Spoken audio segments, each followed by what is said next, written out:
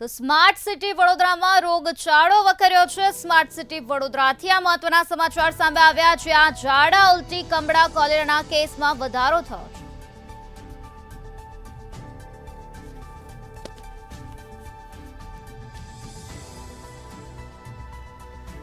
એક કલાકમાં 120 દર્દી સારવાર અર્થે પહોંચ્યા હોવાનું પ્રકાશમાં આવ્યું છે। ખાનગી હોસ્પિટલમાં પણ દર્દીઓની લાંબી લાઈનો લાગેલી જોવા મળી રહી છે। વડોદરામાં અત્યારે રોગચાળાનું પ્રમાણ વધી ગયું છે।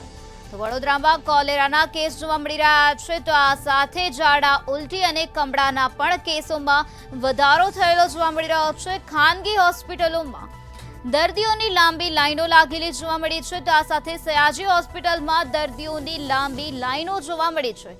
એક કલાકમાં 120 દર્દીઓ સારવાર અર્થે પહોંચ્યા છે।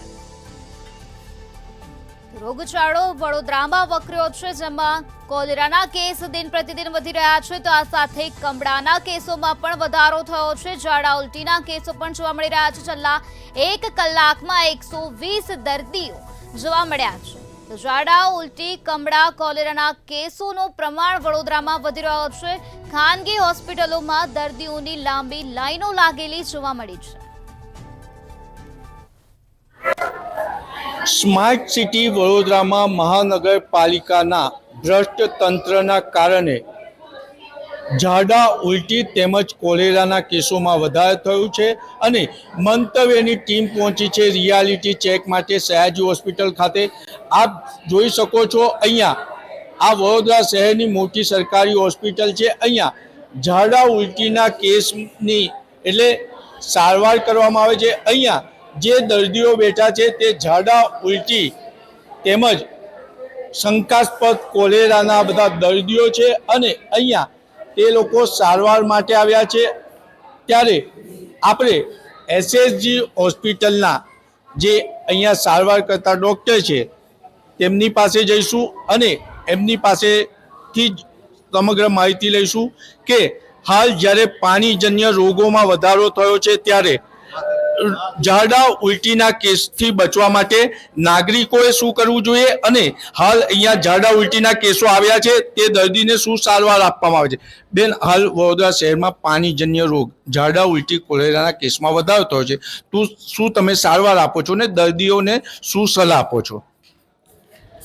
દર્દીઓ માટે એટલી જ સલાહ છે કે પાણી ઉકાળીને પીવું, ચોખ્ખું પાણી પીવું અને બહાર જમવાનું અવોઇડ કરવું। અને ઝાડા ઉલટી થાય તો તરત સારવાર માટે આવવું। ઓઆરએસના પેકેટ્સ રાખવા, 1 લીટર ઓઆરએસનું પેકેટ 1 લીટર પાણીમાં નાખીને પીવાનું હોય છે, એટલે ડિહાઇડ્રેશન ના થઈ જાય, પાણીની કમી ના થઈ જાય એનું ખાસ ધ્યાન રાખવું।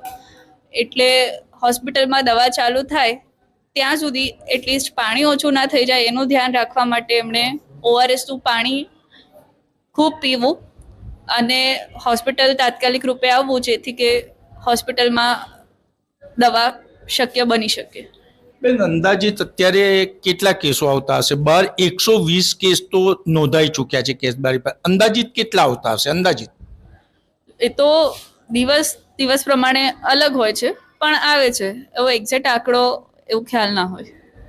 આ હતા દર્દીઓની સારવાર કરતા ડૉક્ટર। તેમને કીધું છે કે દર્દી સાથે નાગરિકોએ બી પાણી ઉકાળીને પીવું અને જો ઝાડા ઉલટી જેવું થાય તો શરીરમાંથી પાણી ઓછું ના થઈ જાય તેના માટે ઓઆરએસના ગોળ સાથે વારંવાર પાણી પીવાની અપીલ પણ કરી છે। કેમેરામેન કેતન સિંહ સાથે નિલેશ બ્રહ્મભટ્ટ, મંતવ્ય ન્યૂઝ વડોદરા।